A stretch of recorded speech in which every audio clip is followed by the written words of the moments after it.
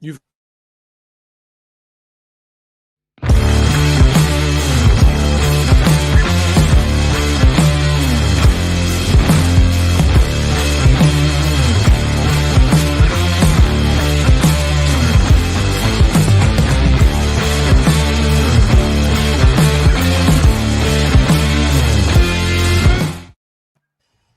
Hey, what's up, friends? What's up, peeps? What's up? What's up? How's it going? Guess what? Check out. This is Mantis coming at you in Southern California. And listen, guys, I got an awesome, highly revered industry artist special guest tonight. You know who it is? All right, we're going to show Bobby right here. Here he is, Mr. Bobby Borg. He's in the house. What's up, everybody? Hey. And Bobby, industry standard, you are obviously a legend. And real quick, tell the audience what you do, where you've been, and kind of your background. And this topic is 3 things DIY artists, musicians can do to benefit their career. You are the expert at this, my friend. All right, everybody. Thanks for having me, Mantis. And hey, everybody, how's it going?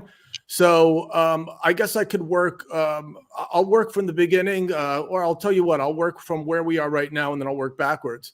So I'm actually a professor of music industry studies at USC, and I'm also the author of several music business books that are used at schools worldwide. Music Marketing for the DIY Musician, Business Basics for Musicians, Introduction to Music Publishing, and many others. Prior to that, I was a professional musician. I was a signed recording artist that traveled around the world playing drums with many different rock bands, doing the whole thing. Having really big managers, really big producers, really big A&R people, and working at really the A&R. At the major label, independent, and DIY levels as a professional musician. Which band, real quick, Bobby? Which bands and which labels? So I was with a band called Beggars and Thieves, which was signed to Atlantic Records, and it was managed by Q Prime Manage, which handles Metallica, and was produced by Steve Thompson and Michael Barbiero. That actually were the producers or mixers for the Guns N' Roses Appetite for Destruction record, and also had Desmond Child as a writer, which actually has worked with Aerosmith and Kiss and Bon Jovi and all those artists. Then I was in a group called Left for Dead, which was a group that was sort of a DIY group that eventually licensed the record in Japan and also Germany.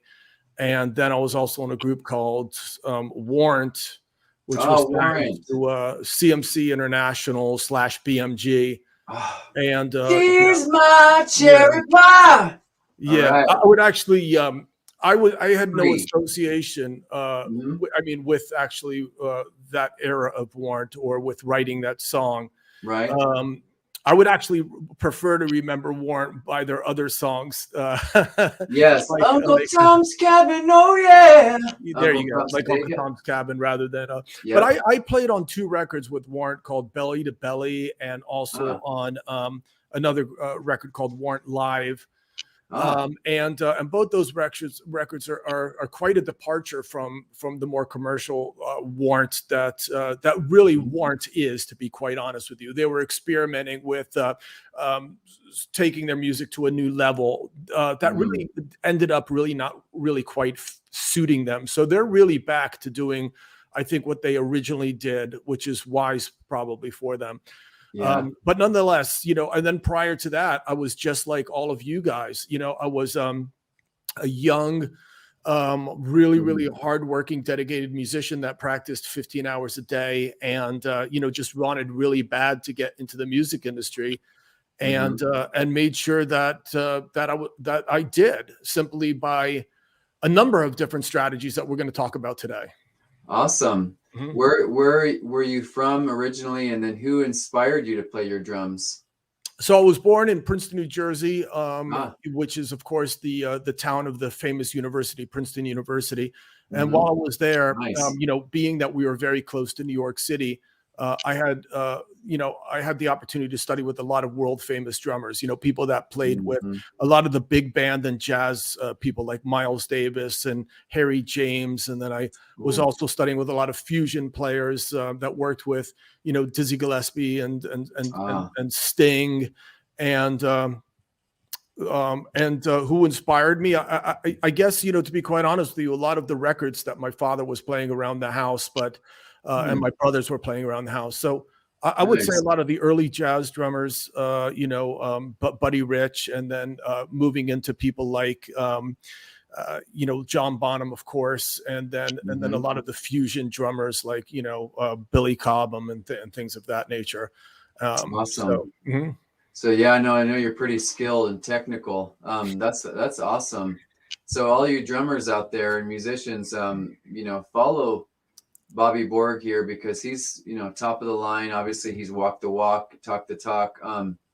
His D, and we'll go to his page here, his Amazon, and we'll show you his books and how they can help you out. So let's go ahead and check out your Amazon, Bobby. Okay. So what you're going to be looking at on the Amazon channel is you're going to be looking at these are the current music business books that I've written. Business Basics for Musicians is an overview of the music industry, which talks about pursuing a career in the music and business, and then it talks about your professional teams, your managers, your attorneys, your agents. Then it goes into the types of record deals that exist. Then it goes into the types of publishing deals that exist. Then it talks about the complete touring industry. And then it talks about the merchandising industry. Music Marketing for the DIY Musician is a book that talks about the complete marketing process. It talks about marketing planning and putting together a marketing plan of attack, all the way from your vision, all the way through to execution. The 5-Star Music Maker was a group that I co-write with 5 other artists, which is really quite interesting. My section of that book talks about promotion. The next book is Introduction to Music Publishing for Musicians, which is really, a very super important book for a lot of musicians to know about, simply because it breaks down like everything that you need to know about copyright, but really in a layman's language. It talks about frequently asked questions about your rights when you work with producers, and your rights to songs when you work with co-writers, and the licenses you need to get to do covers on vinyl, and the licenses you don't need to get when you actually are stream, just simply because of the way the laws are arranged. And then, of course, I think the other covers you're seeing there are the earlier revisions of the other books. So nice. Yeah, I know I have a couple of them. They helped me. I was your student at MI, Musicians Institute, out here in Hollywood, California. Right on. You've trained many students, and this is salient or is essential information for any artist, because longer are the days, if any. 17, I'm going to make it in a band, and I'm going to be successful and live in my van and eat nothing. I mean, come on, how far is that going to take you? So well, you have to, certainly. People do have these sort of these larger than life, dreams about making it in the music industry. I think that personally, I think that's beautiful. That's where we all need to come from. But you have to make sure that you're chasing a reality and not a fantasy. Right. Simply because a lot of people fantasize that they're just going to come to Los Angeles and then they're going to get discovered, and then in a year they're going to be, living in mansions. Right. That's a little ridiculous. And then what happens when you come out of here and you are living in your van and eating fruit off the trees? You're going to get discouraged and go home. So you have to know what you're up against, and then you have to mentally and physically be prepared to fight the battle for however long as it takes to fight that battle. That's right. That's really good worldly advice. Very excellent. Very practical. Yeah, this is Business Basics. And you cover all of the gamut, like management, how to, do your one sheet. You have your YouTube that explains all this too in detail. We'll check that out. But just step-by-step things, right, that people can need to keep doing.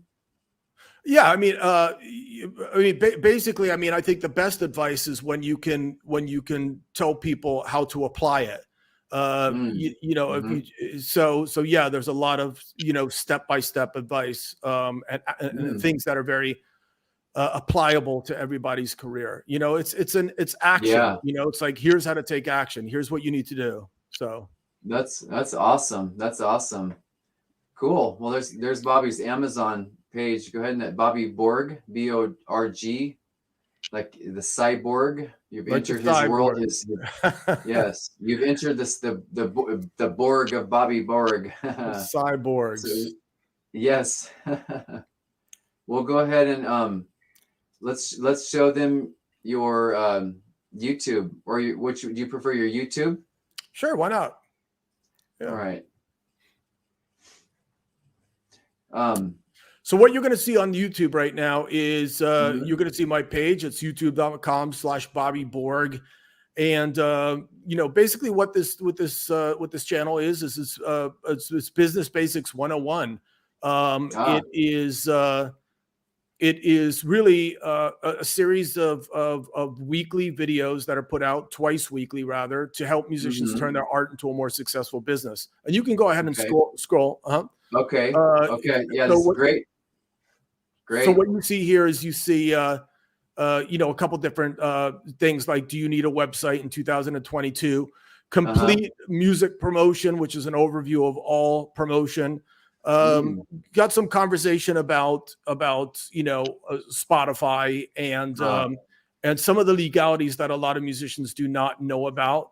Another topic, sponsorships, how musicians can get sponsored, and how you can get music investors. So you get the overall gist of things. Tons of tips, tons of marketing tips, tons of business tips. So yeah, absolutely. Music marketing plans. It's a new channel. Still building it up, but definitely, please drop by and check it out. It doesn't cost you a thing. Yeah, exactly. Lots of time put into it. And basically it's all for you, man. It's all about you guys. That's awesome. There's no pitches on there. I'm not trying to sell any courses like many of these channels do. I'm not trying to get you to click on anything. It's just stuff to help you guys out. The videos are typically around 3 minutes long. So they're very digestible as well. I'm the kind of person, like, let's just get to the damn point and let's stop, wasting time with the long intros and discussions. So I tend to get right to it and throw down some action steps for you guys. This is awesome. There's about merch too, and you've got interviews with famous rappers back in the day and to this day, actually. You work all kinds of stuff. Yep. Yeah, you work with all kind. The whole gamut, like everyone from rappers to pop to rock. It's good. It's good. It's all good. Oh yeah, right. Yeah, absolutely. All different styles. That's an awesome business model. This is interesting too. About your teaching music online. Is there a market for that in 2020? Well, basically, 2022, of course, you meant. 2022, my bad. Actually, it does talk about teaching, music. One of the assets that we have as musicians is, you have a skill which you can either sing, or you can play drums, or you can play bass, you can play guitar. So especially when you're coming up and you need to make income, that's a transferable skill. You can turn that into hard cash if rather than go serving coffee or digging ditches on all day in the construction. Totally.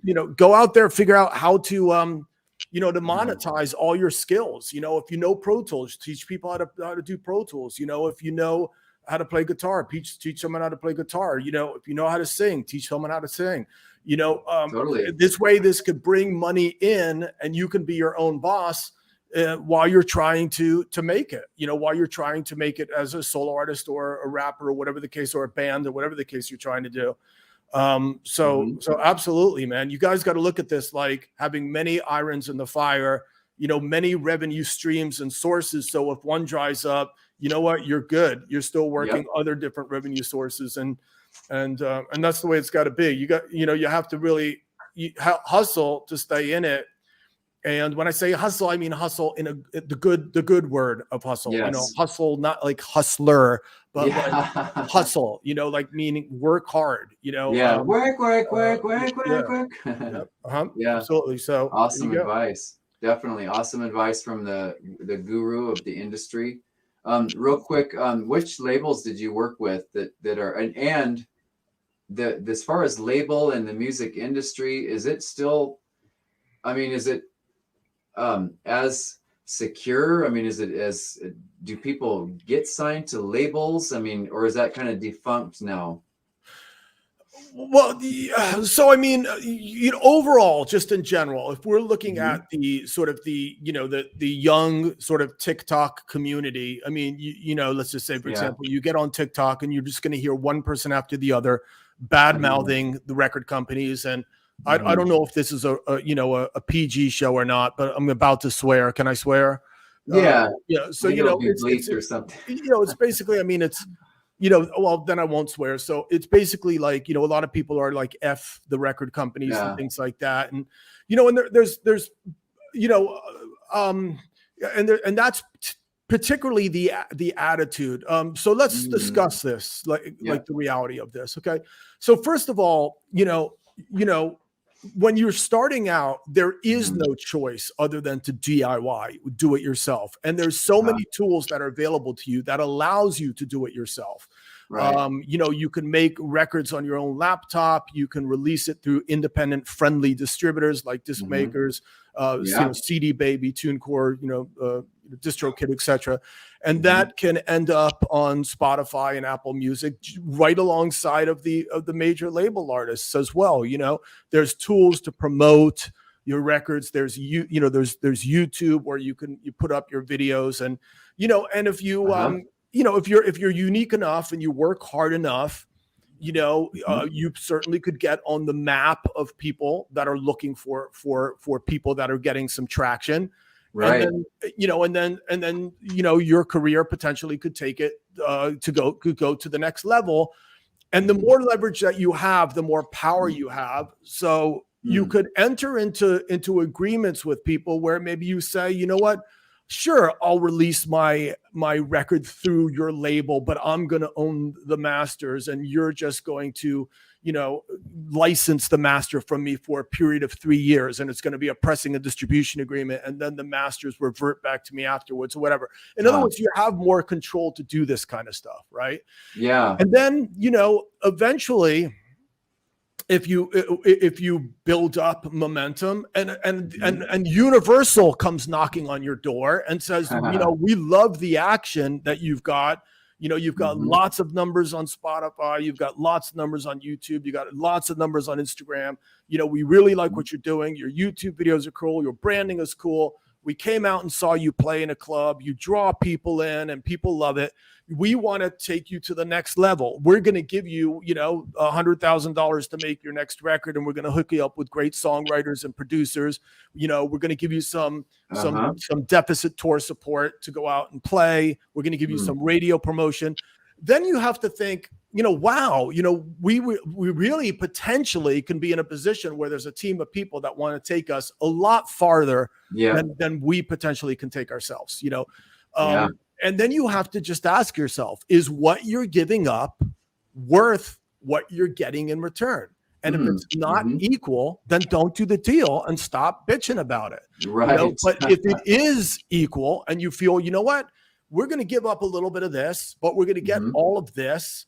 You know what? Maybe it does make sense. It's going to give us more credibility. It's going to give us more opportunities. And then just make sure to have a great attorney and get the right deal and just think about it and don't jump at things and who knows? So yes, there is definitely a place for record companies and whatever new technologies or things come next, like NFTs and things of that nature. The record labels are going to figure out a way of how they can provide that service on your behalf, and they're going to offer deals anyway. And so and then we'll just keep on evolving, and that's true. And especially That's a good point too. How, I mean, the new platforms and the new industries have reset. I mean, we're definitely in the matrix here, and I mean, and it's awesome. Besides, mailing letters or whatever, to like being able to be on Spotify, YouTube, all these different mediums, and like DIY. The subject of tonight. It's really, really easy. I mean, it's easier than just busting your butt at the concrete. So it's a lot of perks now, basically. Would you agree of in 2020 how music's kind of evolving with all the platforms, and it's easier for artists to get out there? There are companies that have created technological tools for DIY artists to DIY. Okay. But keep in mind that these companies that are creating these tools are doing what? They are basically in it to make money off of DIY artists. So yeah. I mean, all of these companies that provide services to DIY artists they're making money on your desire to get out there. So, yeah, again, here we are again. It's a big business, yes. Whether or not you're with the big labels and they're taking your money, or you're with smaller services and they're taking your money. Just like we was told, yeah. I mean, we'll own nothing and be happy. Money is to be made. Money comes and go. I mean, we try our best, but at the end of the day, you're right. I mean, there's some free services out there, but again, then they're probably collecting your data and information and selling that to other people. So in any case, look, man, don't let any of this stuff get you down. Focus on the music and focus on your art and the passion and the fact that you found something that you absolutely love to do and brings your life meaning and purpose. Try to focus on trying to be as unique as possible, finding your target customer and connecting. Yeah. And then just getting out there and doing it. And if you do it hard enough and long enough, people will take notice. And what could be better than being able to support yourself through something that you absolutely love? And that's basically it. You just got to get out there and do it and give it a shot. And then awesome. Beautiful advice. Cool things happen when you. Beautiful advice, yeah, because it's about the art at the end of the day, and otherwise it wouldn't be art. If it wasn't soul and meanings. That's awesome. Definitely. Real quick, last question. We can go to your contact here at your website, and then last question would be. Where do you want to take yourself individually, personally, into 2022, and how can new artists take themselves in 2022? Where can they take themselves in 2022? Where am I going, and where can the artists? Where are you going first? Where do you want to be, and then what advice do you give up and coming artists or current artists? What advice do you give them? So where am I going? I mean, essentially, I guess the best thing to do would be really quickly to talk about some of the projects that I'm doing and maybe sort of the milestones that I've set for myself. I mean, so first of all, as a professor at a top university in the music industry studies program, like at USC, I am, what I would like to do is make sure that that I serve my team, as I call them, the best I can, to inspire them and to help them really move their careers forward and through our relationship. So that takes a lot of strength and a lot of management and a lot of encouragement and a lot of work in order to make that happen. So my goal is just to make sure that I do the job that I was hired to do and do it correctly and inspire people and have people get through the class and get something out of it. So that's number one. So looking at the end of the year, reflecting back, if I touch some people and help them advance their career, I mean, that's a big win for me. Second thing right now is I'm currently working on a new book that will be probably finished at the end of summer. It's called Introduction of Personal Finance for Musicians, which basically talks about, money management and like financial management and like, because there's so many artists that when they make money, they don't know what to do with it and they start spending it. And there's a lot of money, artists that don't have money and they are trying to figure out how to get out of debt and deal with credit and stuff.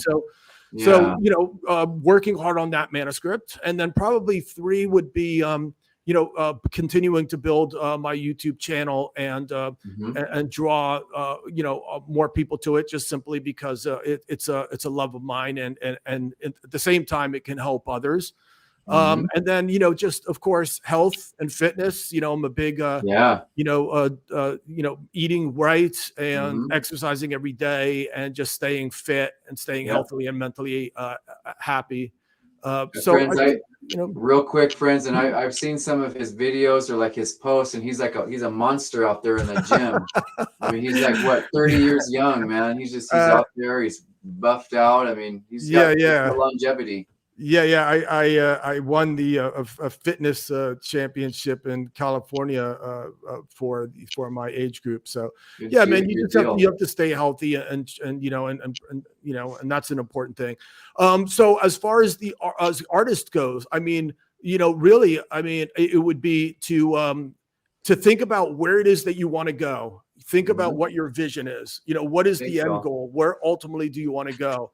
And then set milestones for yourself on the way to that vision. You're not going to, if you want to be a universal side recording artist traveling around the world with lots of people knowing who you are and making big records and all that stuff, wonderful. But that thing, that kind of thing typically doesn't happen overnight. So you might go, well, what is a really good milestone on the way to achieving that? Whatever it might be. You might say, I'm releasing my 6-song EP.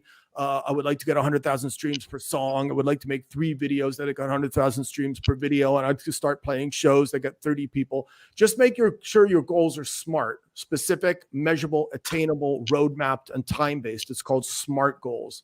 And just think about that. Specific, measurable, attainable, roadmapped, and time-based. So what specifically are you trying to do? How are you going to measure it in terms of the numbers?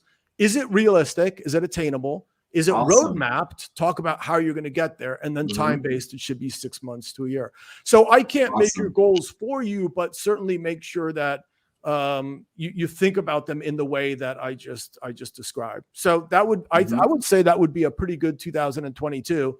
That's awesome. If in December you're looking back and you were able to meet your SMART goals and get your career to the next level, whatever that's going to be. Oh, wow. Friends, I mean, exactly. As we can see, you can see Bobby Borg Consulting. That's his personal website. That's just, you can find all of his contact information. I'll put this in the link.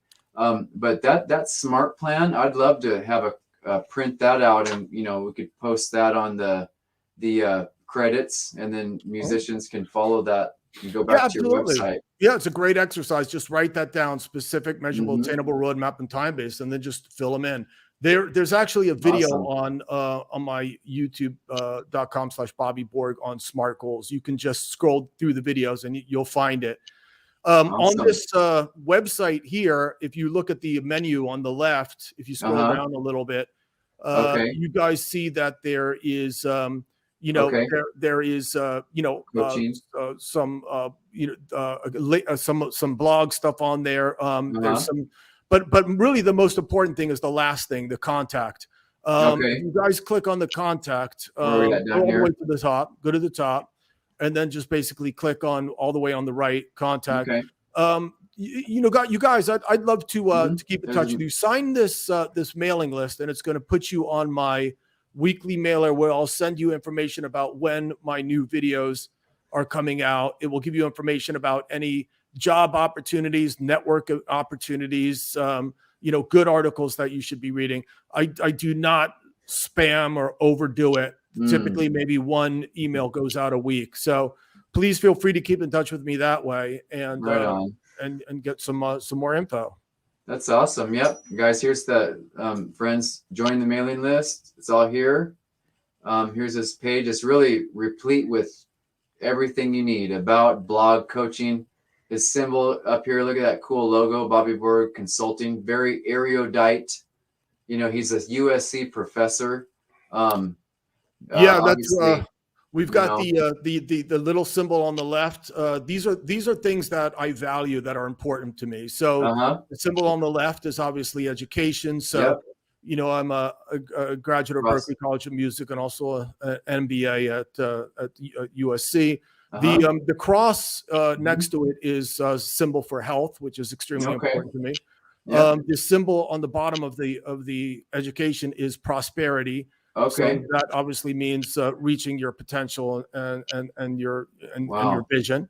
And then obviously the note is music, which these are all the most important things in my life that I value. That's awesome. I couldn't have followed a better role model. And you too, all out there, musicians aspiring, or if you are, here, we'll get Bobby back in there. We'll remove this one. If you're aspiring, you got to follow him. He's top of the top in the industry, and you guys might be searching for guidance or what am I going to do? Foundation is very important. So obviously tonight's broadcast, I highly recommend his skills and sign up, get a hold of him, Bobby Borg. So we'll end it with that, my friend. And it's just awesome having you, and so the world can see you all the time and what you're doing. Thanks for having me on your show, Mantis. Appreciate it. Yeah, definitely. We'll stay in touch. So y'all, I'm going to put all the contacts and the smart plan in the show notes, and we'll look forward to seeing you again. Thanks, Sounds everybody. Good? Peace. Yep. All right, Bobby Borg, ladies and gentlemen, get to him. He's the real deal.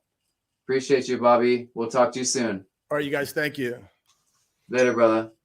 All right, we're signing out. This is Mantis at 31 minutes and 50 seconds. We'll make it 32. Signing out. Thank you, StreamYard. Thanks, Bobby, and those involved in every aspect. And we appreciate it. Talk to you later, Bobby.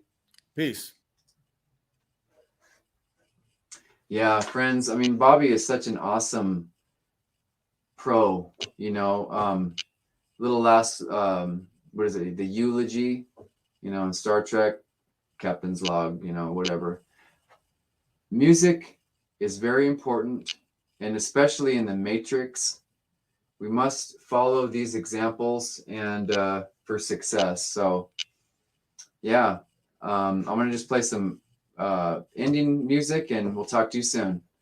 So, Mr. Borg, I'm gonna put on some show tunes, and we will talk to you soon in the Matrix.